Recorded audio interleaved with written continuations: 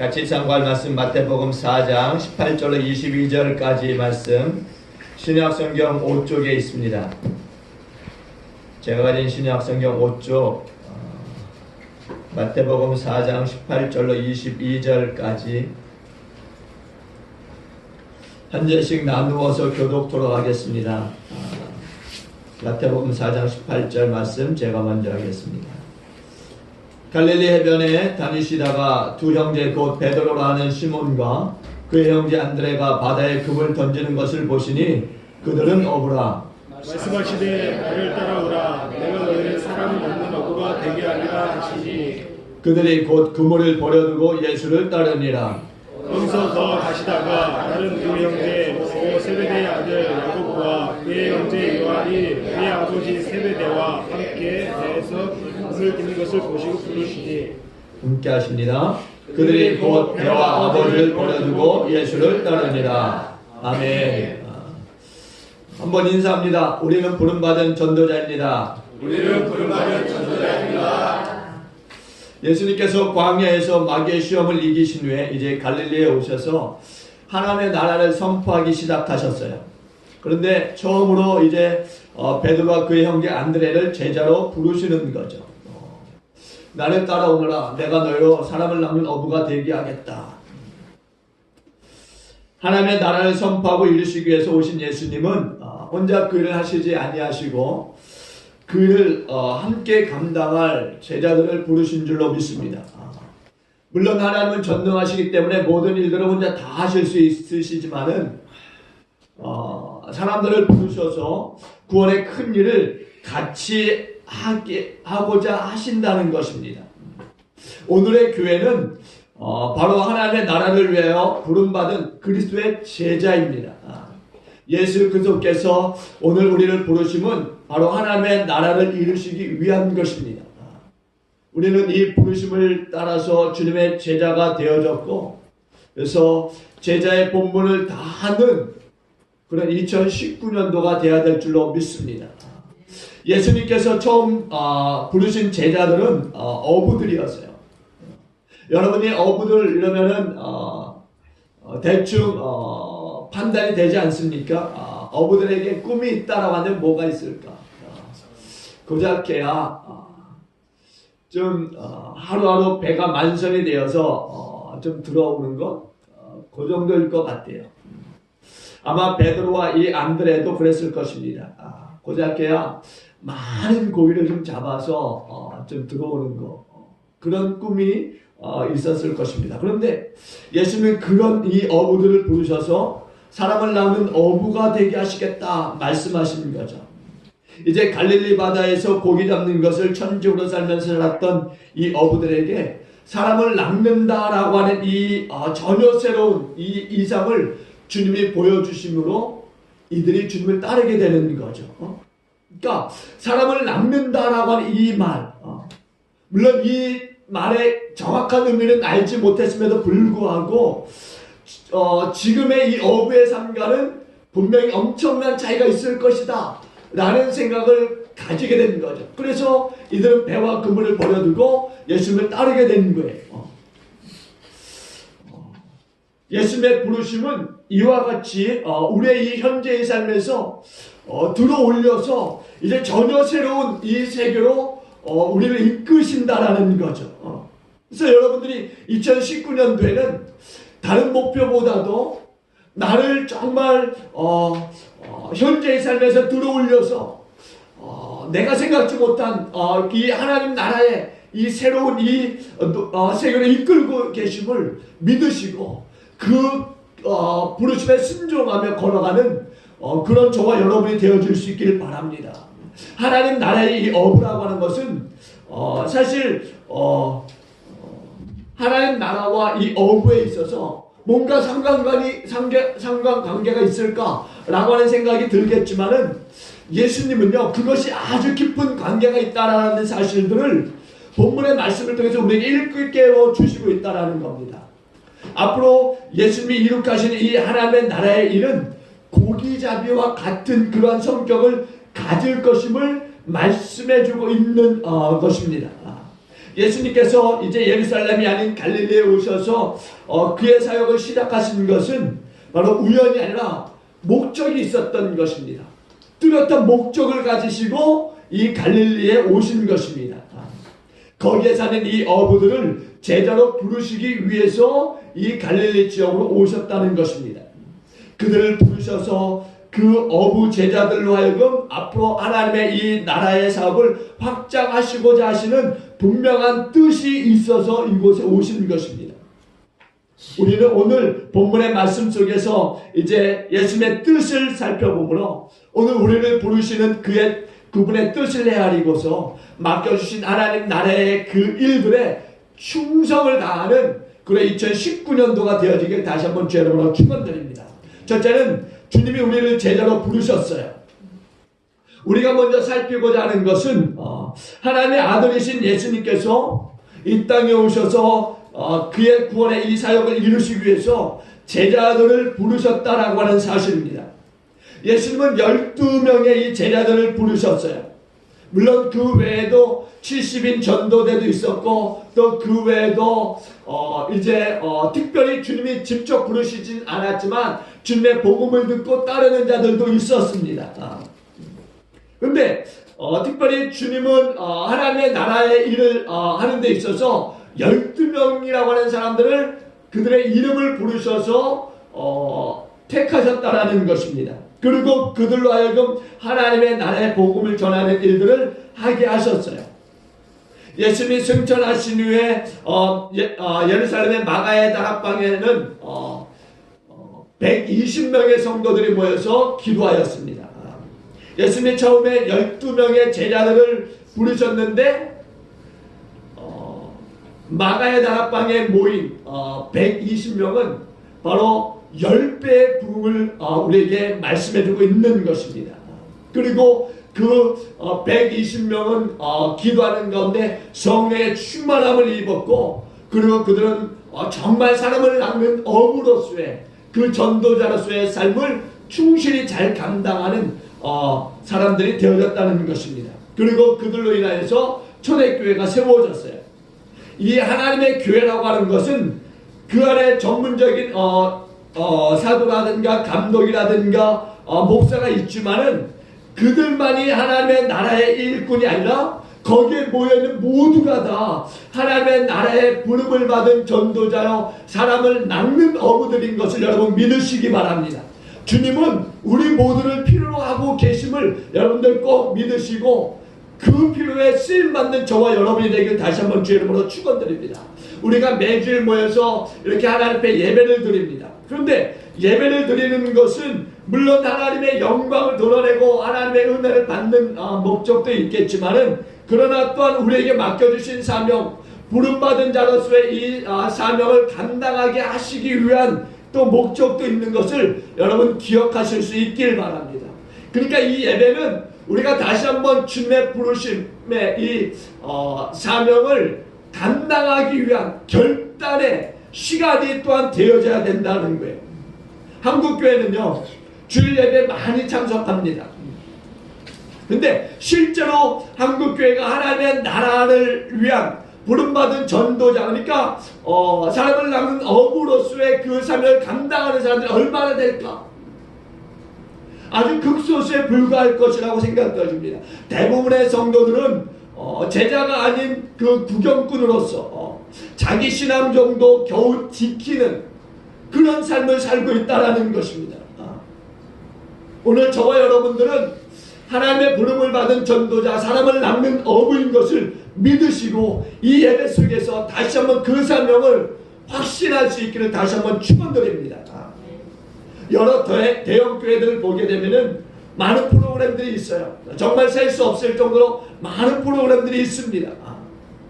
그럼에도 불구하고 지금은 그 많은 프로그램들에 참여하는 사람들이 점점 줄어들고 있는 것입니다. 또한 참여하는 사람들조차도 그곳에서 참여해서 분명한 그 사명자로서의 그 부름받은 그것을 정말 알고 확신하는 사람들이 극히 드물다는 것입니다. 그러니까 앞으로 갈수록 교회 안에 이 많은 프로그램들은 그냥 명목상의 프로그램으로 전락할 수 있다라는 것입니다. 그러니까 오늘 우리는 정말 그 프로그램보다도 정말 하나님의 나라의 이 일을 이루기 위해서 나를 부르셨다라고 하는 것, 이것을 분명하게 기억하시고 정말 여러분 모두가 그리스도의 제자로서 하나님의 나라를 세우는 일에 적극적으로 참여하시고 적극적으로 일하시는 그런 저와 여러분이 되길 다시 한번 주의 이름으로 축원드립니다. 두 번째는 주님은 우리를 사람을 낚는 어부가 되게 하시겠다라고 말씀하셨어요. 예수님께서 이제 베드로와 안드레를 부르셔서 사람을 낚는 어부가 되게 하시겠다 이렇게 말씀하십니다. 그래요. 예수님께서 여러분을 부르심은 하나님의 나라를 이루는 큰 일꾼으로 부르신 것을 믿으시기 바랍니다. 그러니까 여러분들은 하나님의 나라를 이루기 위한 큰 일꾼으로 부름을 받은 분들이에요. 예수님께서는 고기를 낚는 것과 비교해서 사람을 낚는다라고 말씀하셨어요. 하지만은 사람을 낚는다고 하는 것은 그냥 단순히 그냥 전도해서 그를 이 예배의 자리에 참여케 하는 것 아니라는 겁니다. 그 이상의 뜻이 담겨져 있는 거예요. 그냥 예수만 믿게 하는 그런 뜻이 아니라 하나님께서 예수님께서 사람을 낚는다라고 하는 이 말은 이 전도되어져 온 이 사람들로 하여금 하나님의 통치를 받는 삶을 살게 하는 거죠. 그리고 그 뜻을 받들어서 그들도 사람을 낚는 어부로서의 삶을 살게 하는 데 목적이 있는 줄로 믿습니다. 그러니까 하나님의 나라를 세워가는 사람들이라고 하는 뜻이 담겨져 있는 거예요. 그러니까 그 사람들의 가치관을 완전히 바꾸는 일을 하게 하는 거죠. 우리가 이 땅에 사는 목적이 뭡니까? 그냥 고기를 낚는데 그냥 우리의 일생을 그렇게 허비하는 자들의 삶을 살고자 우리가 이렇게 부름을 받은 것입니까? 아니에요. 오늘 우리는 고기가 아닌 정말 살아있는 생명을 주님께 드리고 그들로 하여금 다시 한번 그 하나님의 부름받은 자로서의 사명을 깨닫고 또 다른 누군가를 부르는 자로 우리를 사용하시고자 부른 것을 여러분 믿으시기 바랍니다. 예수님은 우리를 그렇게 부르신 거예요. 세상에서 우리를 보는 그런 차원이 아니라 전혀 다른 하나님의 나라를 얻게 하시고자 하는 목표를 가지고 저와 여러분들을 부르신 것을 믿으시기 바랍니다. 여러분들이 그리스도 안에서 거듭나서 새로운 피조물이 되어진 고 또 그 뒤에 우리가 행하는 모든 일들을 통해서 하나님의 나라를 이루시고자 하시는 것을 여러분 믿으시기 바랍니다. 그러니까 여러분들이 이제 예수 그리스도 안에서 사는 것은 이제 단순히 그냥 살아가는 삶이 아니라는 거예요. 여러분이 가는 모든 곳에서 하나님의 나라를 이루고자 하시는 하나님의 목표가 있다는 것을 기억하실 수 있길 바랍니다. 그리고 그 기억하는 삶을 살면서 그 목표를 이루는 데 쓰임받을 수 있길 예수 이름으로 축원을 드립니다. 여러분, 그러니까 여러분들이 교회 안에서 이루어지는 일들이 꼭 예배가 아닌 또 복음을 전하는 일들이 아닌 다른 여타의 봉사 일들까지도 여러분들은 그 일을 통해서 하나님의 나라를 이룰 것이라고 하는 그런 분명한 의식을 가질 수 있기를 바랍니다. 그러니까는 여러분들이 어떤 일, 교회에서의 예를 들어서 뭐 주방의 일들을 한다라고 합시다. 뭐 밥을 짓는 일을 한다든가 반찬을 만드는 일들을 한다든가 청소를 한다든가 이런 일들이 그냥 우리가 생각하기에는 그냥 단순한 일이라고 생각할 수 있지만 그러나 여러분들 자체는 하나님의 그 부르심을 받아서 사람을 낚는 어부의 그 목표를 가지고 있는 거죠. 그런 목표를 가지고 있는 여러분들이 그 일들을 할 때에는 그 일들 속에서 또한 그 목표가 이루어지고 있다는 사실들을 여러분이 기억해야 될 줄로 믿습니다. 여러분, 대통령이나 국회의원이나 여러 장관 같은 사람들은 뭐 나라의 일들을 하는 데 있어서 우리가 보기에는 큰일이다 이렇게 이야기합니다. 그런데 우리가 볼 때는 나라의 큰일보다도 어쩌면은 자신들의 큰 욕망 그것을 이루고자 하는 사람들로 비춰질 때가 더 많다라는 것입니다. 하나님 나라에서는 오히려 작은 일 또 작은 자에 불과하지만 그들이 작은 자에 불과한 거죠. 근데 오늘 우리가 지극히 작은 자라도 하나님의 나라의 그 일을 하는 사람들은 바로 하나님이 보시기 하나님 나라에서는 큰 일을 감당하는 그런 사람들인 것을 믿으시기 바랍니다. 목마른 사람에게 물 한 그릇 대접한다? 우리가 그 물 한 그릇 대접하는 이유가 어디 있습니까? 다 그리스도의 영광을 위한 것 아닙니까? 그 영광을 드러내고자 하는 것 아닙니까? 그러니까 우리는 하나님 나라를 세우는 일에 목표가 있으니까 그런 일들도 다 그런 마음으로 하게 된다라는 거죠. 그러니까 저와 여러분들은 늘상 무엇을 하시든 그 목표와 그 이상이 있음을 날마다 기억하셔야 된다라는 거예요. 하나님의 나라를 세우는 일을 내가 하고 있다라고 하는 그 생각들을 잊어버려서는 안 된다는 것입니다. 여러분들이 이제 놀라운 꿈과 비전들을 2019년도에는 가볍게 여기지 아니하시고 정말 반드시 하나님께서 나를 통해서 하나님의 나라를 확장하시고 나를 통해서 하나님의 나라를 이루실 것을 믿고 생활하실 수 있길 바랍니다. 단순히 그냥 어떤 달란트가 있는 사람만 그렇게 하는 것이 아니라 우리 모두가 다 그런 사람들로 부름을 받았다라고 하는 그런 믿음을 가지고 여러분 살아가실 수 있길 바랍니다. 베드로나 제자들이요 예수님의 부르심에 처음에 어떻게 했습니까? 제대로 따르지 못했어요. 그들은 예수님의 부르심에 합당하게 그렇게 생활하지도 못했지만은 또한 합당하게 행동하지도 못했다라는 것입니다. 그러나 오순절에 성령이 임하면서 그들의 행동이 완전히 달라진 것을 믿으시기 바랍니다. 마침내 그들은 사람을 낚는 그런 어부로 정말 이제 활동하게 되어진 것을 여러분들 믿으시기 바랍니다. 그 전까지는 부름을 받았지만은 사람을 낚는 어부로서의 그 삶을 살지 못했어요. 그러나 오순절에 성령을 받고 나서는 그야말로 하나님의 부르심을 받은 전도자, 사람을 낚는 어부로서의 삶을 제대로 살게 된 거죠. 하나님 나라에서의 큰 사도. 주님은 지금 여러분들을 이 땅에서 부르셔서 바로 하나님 나라를 선포하는 큰 일꾼 되게 하시는 것을 믿으시기 바랍니다. 여러분, 내 힘이나 내 경험으로 되는 게 아니에요. 성령이 임할 때 여러분이 상상도 못할 그런 일들, 그런 하나님의 나라의 일꾼으로 세워질 줄로 믿습니다. 그러니까 내 열심으로 하나님의 부르심의 이 일들을 감당할 수 있는 것은 아니에요. 오직 성령이 임하시면 그 일을 하게 하시는 것을 믿으시기 바랍니다. 지금 1월 1일부터 1월 10일까지 다니엘 10일 기도회를 진행 중에 있어요. 이곳에 나와서 간증하는 사람들의 그 간증을 듣게 되면 그렇습니다.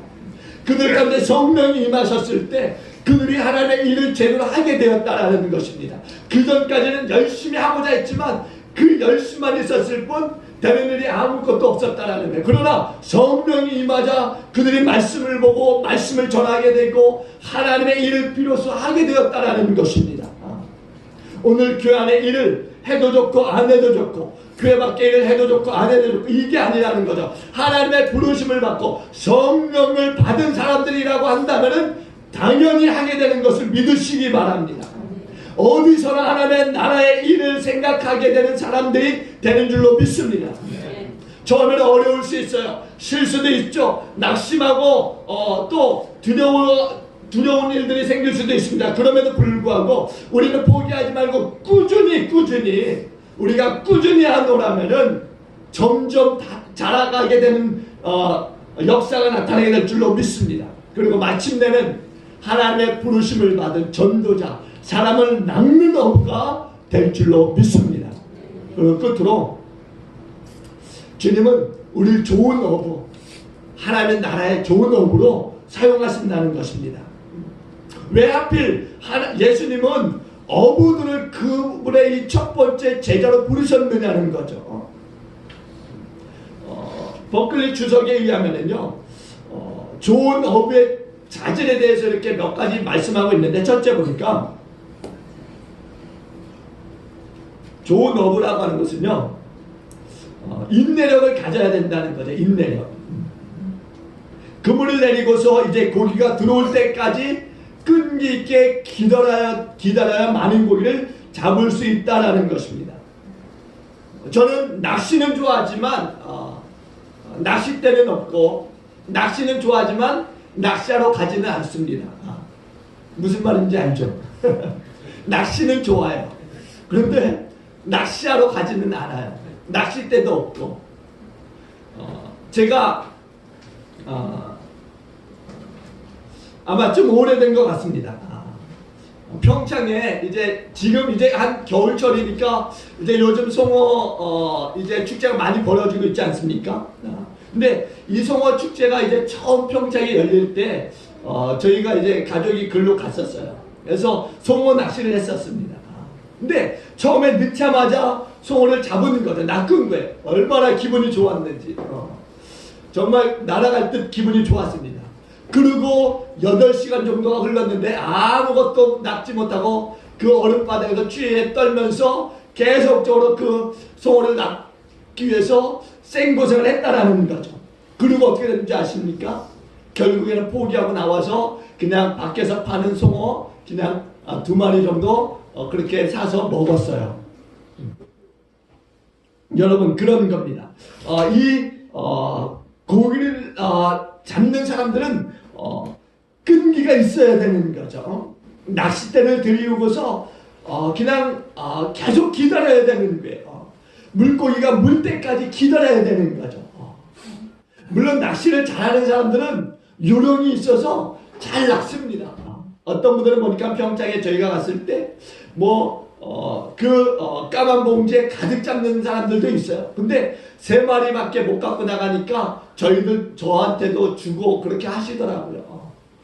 잘 낚는 사람은 그렇게 잘 낚아요. 그런데 조급하게 기다리면 안 되는 거죠. 저희처럼 여기 구멍 뚫어놓고 안 돼서 저기 가서 또 구멍 뚫고 또 저기 가서 또 구멍 뚫고 구멍만 여러 개 뻥뻥 뚫어놓고 아무것도 낚지 못하고 추위에 벌벌 떨다가 손 시려서 발 시려서 그냥 나가는, 그러서는 안 된다는 거죠. 계속적으로 기다려야 되는 거예요.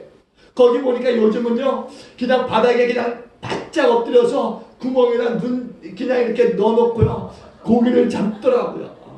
그래서 얼마나 잡는지는 모르겠습니다. 그러나 분명한 것은 기다려야 되는 거예요. 인내심이 있어야 된다는 겁니다. 전도가 그런 거 아닙니까? 전도는요, 낚시하는 것 같아서요, 끈기 있게 기다리지 않으면 안 되는 거죠. 인내심 있게 기다리지 않으면 안 된다는 것입니다. 안 된다고 해서 포기해버리면 어떻습니까? 아주 안 되는 거죠. 그런데 기다리면 반드시 언젠가는 되는 줄로 믿습니다. 지금은 눈에 띄게 보이지 않지만, 그러나 우리가 기다리면서 기도하면은 반드시 그 사람의 마음의 문이 조금씩 열려지는 것을 보게 될 줄로 믿습니다. 언젠가는 하나님이 그분들의 마음을 여시는 거죠. 열게 되어 있습니다. 반드시 여실 것입니다. 그래서 그분들이 그리스도를 나의 주 나의 하나님으로 모셔드리고 함께 예배하는 자들로 또 살게 될 줄로 믿습니다. 여러분, 우리가 이 전도라고 하는 것, 이 전도만이 인내가 필요한 것이 아니에요. 하나님 나라의 일 자체가 인내가 필요한 거예요. 왜? 금방 성과가 눈에 띄는 게 아니기 때문에 그렇습니다. 여러분들도 생각해 보세요. 우리가 예배 드립니다. 그런다고 거기에 하나님의 역사가 그냥 확 부어집니까? 아니에요. 조금씩 시간이 지나면서 정말 이슬비에 몸이 젖는다고 조금씩 내 안에 하나님의 은혜가 축적되면서 어느 순간 와서 보니까 하나님의 은혜가 내 안에 충만해진 것을 느끼게 되는 거죠. 그런 다음에 보면은 이제 결과들이 조금씩 나타나게 되는 거예요. 우리가 이제 인터컴을 통해서 해외 선교를 하는데 지금 보여지는 열매가 아무것도 없다 이렇게 생각할 수 있습니다. 그럼에도 불구하고 우리 교회 안에는 1년에 한 번씩은 꼭 누군가가 열방에 나가서 복음을 전하고 있다라는 거죠. 그리고 그 일들은 계속될 줄로 믿습니다. 그리고 우리 안에서 또한 이 일들이 이제 점점 더 확대되어질 줄로 믿습니다. 그러니까 끈기 있게 우리가 기다려야 되는 거예요. 기다리다 보면 어느새 내 안에 그것이 충만해짐을 우리가 깨닫게 된다라는 거죠. 분명한 것은 씨를 뿌렸을 때 그것이 내가 뿌리는 그 순간에 자라는 것이 아니라는 것입니다. 거기에는 분명한 시간이 있다라는 겁니다. 뿌려졌을 때 물이 또 거기에 뿌려져야 되고 또 싹이 나야 되고 그 싹이 조금씩 자라나야 되고 그리고 꽃이 피고 열매가 맺는 것들까지의 시간이 있다라는 것입니다. 그러니까 우리의 눈에 당장에 보이지 않지만 그러나 서서히 자라고 있다는 것, 지금 이 순간도 자라고 있다는 것을 여러분 기억하실 수 있기를 바랍니다. 예수님이 2000년 전에 이 땅에 오셨어요. 근데 여러분 생각해 보세요. 아직도 하나님의 나라는 어떻게 됩니까? 확장되고 있고 아직도 이 복음을 듣지 못한 사람이 얼마나 많이 있는지 몰라요. 그러니까 아직도 하나님의 나라는 완성되지 않고 있는 거예요. 계속적으로 지금 조금씩 완성되어져 가고 있을 뿐입니다. 그러니까 여러분들 꼭 기억하십시오. 우리 한국교회 100여 년의 짧은 역사가 있어요. 물론 우리가 지금은 성숙하다라고 하지만 그러나 제가 보기엔 아직 성숙하지 않습니다. 지금도 여전히 성숙을 향해서 가고 있는 단계에 있는 줄로 믿습니다. 아직도 감당하기 위해서는 많은 그 일들이 우리 가운데 필요한 거예요. 시간이 필요한 것입니다. 그러니까 우리의 이 한국교회를 보면서 낙심하는 분들이 많이 있지만 그럴 필요 없다라는 거죠. 우리는 다만 기도할 뿐입니다. 한국교회를 위해서 좀 더 성숙해지기 위해서 우리가 기도하면 반드시 하나님이 조금씩 우리의 기도에 응답을 주실 줄로 믿습니다. 기다리는 거예요. 기다리면서 기도하면 때가 이름에 거두게 될 줄로 믿습니다. 두 번째 보면은 좋은 어부는 용감해야 되는 거예요. 용감해야 돼요. 여러분 바다는요 굉장히 넓습니다. 작은 어선이 이제 풍랑이는 그 바다에 가게 되면은요 얼마나 겁나는지 몰라요. 제가 필리핀에 있을 때 바다를 종종 가봤지 않습니까? 그리고 제가 개척한 교회가 바다 근처에 있었기 때문에 제가 바다를 많이 봤어요. 근데 태풍이 불고 비가 많이 올 때 바다에 나가보신 분들 계십니까? 바다가 마치 파도 치는데 유리 조각이 깨지는 것 같은 그런 그 파도의 모양들을 볼 수 있습니다. 그리고 그 파도만 보게 되면은 굉장히 겁이 나요. 두려운 거죠. 그래서 빨리 바다를 빠져나가고 싶은 마음이 절로 들게 됩니다. 근데 이 작은 어선이 이 거친 바다를 헤치면서 나가서 고기를 잡는 거죠. 그러니까 하나님의 나라를 전파하는 일이라고 하는 것이 마찬가지예요. 거친 넓은 세상에 나가서 그물을 내려서 그 그물에 들어간 그 고기를 건져 얹는 일과 같다라는 것입니다. 그러니까 우리가 복음을 전하는 데는 용기가 반드시 따라야 된다는 거예요. 거친 세상에 나가서 그물을 내려야 되는 일들이 쉬운 게 아닙니다. 용기가 필요한 거예요. 전도하기 위해서는 그런 거예요. 집집마다 방문해 본 사람들 아실 거예요. 그 일들이 요즘 더 쉽지 않습니다. 아파트는 전부 다 자동이 되어 있어서 그냥 아무나 들어가지 않고 그곳에 사는 사람들 많이 비밀번호 누르고 들어갈 수 있어요. 지금은 아파트 들어가서 전도지 꽂는 거 이제는 완전히 할 수 없는 일들이 되어졌습니다. 우리가 전도왕들이라고 하는 그런 분들의 간증들 들어보신 분들이 있을 거예요. 주한교회 어떤 이 권사님은요 전도하는 데 있어서 여러 번 손이 문틈에 끼어서 손을 여러 번 그 기부한 적이 있다라고 말씀합니다. 전도하기 위해서 벨을 누르고 사람이 이제 문을 열어주면 문을 닫지 않게 하기 위해서 손 먼저 그 문에 이렇게 딛고 이제 서 있는다고 합니다. 그리고 또 발을 넣어서 문을 닫지 못하게 하고 있다라는 겁니다. 그런데 이제 복음을 듣지 않으려고 하는 사람들은 문을 닫아버리는 거죠. 그것을 모르고.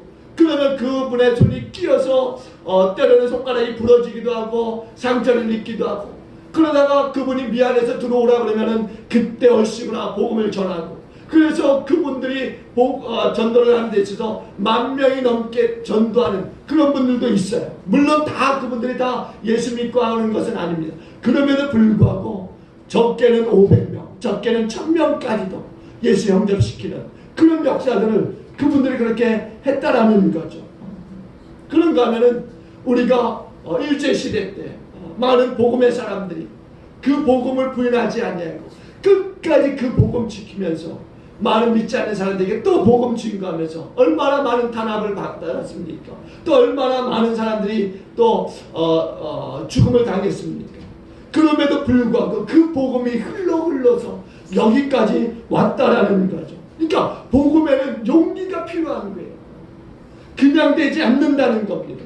그러니까 여러분들이 복음을 전하기 위해서는 주님 앞에 기도하실 수 있길 바랍니다. 성령의 충만함을 위해서 기도하고 또한 그 성령의 인도하심을 따라서 복음 전할 수 있는 자가 되어지도록 위하여 기도하셔야 될 줄로 믿습니다. 끝으로 좋은 어부는 바다를 잘 알아서 어디에 고기가 많은지 언제 고기가 많이 잡히는지를 아는 거예요. 넓은 바다에 나가면은 아무데나 그물을 내린다고 해서 고기가 잡히는 게 아니죠. 요즘은 배마다 전자장비가 있더라고요. 그래서 그 전자장비를 켜고서 바다를 나가서 물고기 떼가 있는 곳에 가서 그물을 내리게 됩니다. 그러면 물고기가 많이 잡히는 거죠. 전자장비로 바닷속을 들여다보는 거예요. 그래서 물고기를 잡는 일들을 하게 됩니다. 마찬가지예요. 고기보다 더 약삭 빠르고 제약으로 가득 찬 이 세상에서 우리가 복음을 전하고 열매를 얻기 위해서는 우리도 효과적인 전도의 방법들, 아니 먼저 성령의 충만함을 입어야 될 줄로 믿습니다. 성령이 아니고서는 복음을 전할 수 없다라는 것을 우리가 기억하고 성령의 충만함을 입고 또 우리가 성령의 충만함을 입은 자들은 어떻게 하든지 저들로 하여금 복음을 들을 수 있도록 우리가 기도하면서 수단과 방법을 가리지 않고 나가야 될 줄로 믿습니다. 예수님 시대에 한번 생각해 보세요. 그 시대에 그 사람들 한번 생각해 보세요. 얼마나 많은 제약들이 그 땅 가운데 있었습니까? 그런데 예수님은 그들이 무엇을 원하고 그들이 무엇 때문에 그렇게 고통을 받는지 아셨던 거죠.